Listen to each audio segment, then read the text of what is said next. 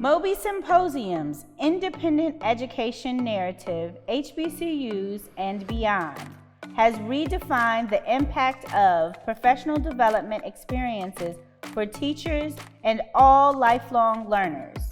The first platform of its kind, featuring opening remarks from the iconic Cheryl Lee Ralph, a motivational vision set by MOBE founder Yvette Moyo, and celebrating the impact of HBCU alumni partnerships featuring Dr. Larry Drake from Bethune-Cookman University as a premier sponsor.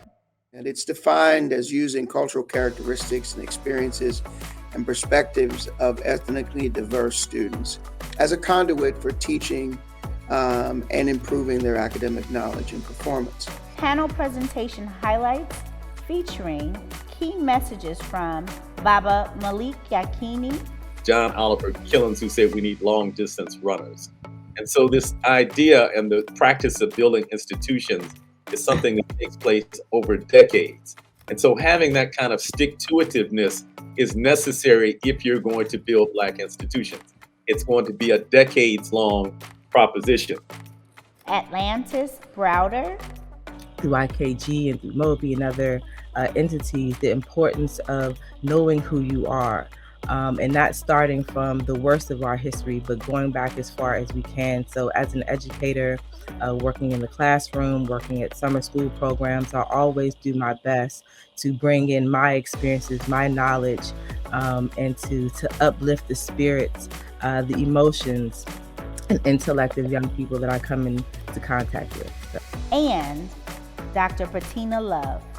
It was fascinating to me when I went to college on a basketball scholarship, and I went to Virginia and I went to Hampton and for the very first time and was overwhelmed. I went to Norfolk State for the very first time and was overwhelmed. And I ended up spending too much time on their campus and not on my own campus.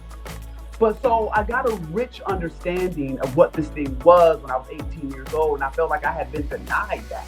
I felt like I didn't know that this world, this beautiful world of Black people and Black culture and Black history and Black education existed. So I think that one of the very first things we have to do is make sure that our young people and our organization, that they know these colleges exist.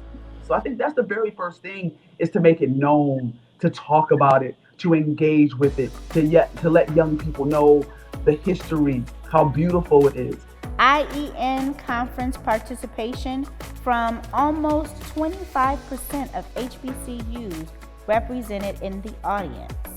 Thank you to our moderators, Jack Drummond and Kavan Turman of the Brothers Brunch, and Spread Karma Marketing, powered by TeachAkomaLLC.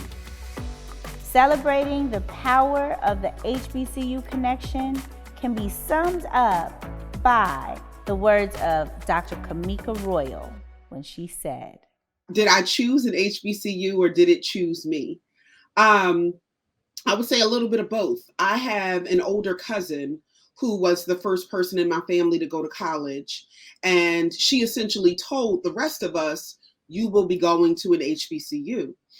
So it's something she laid the groundwork for. And when I applied to college, I only applied to HBCUs, and was very excited to visit North Carolina Central University. And when I stepped onto the campus, I knew that was the place where I belonged and that it would have a heavy role in the trajectory of my life, and I was right. For more information, follow us at Independent Educational Narrative, HBCUs and Beyond on LinkedIn.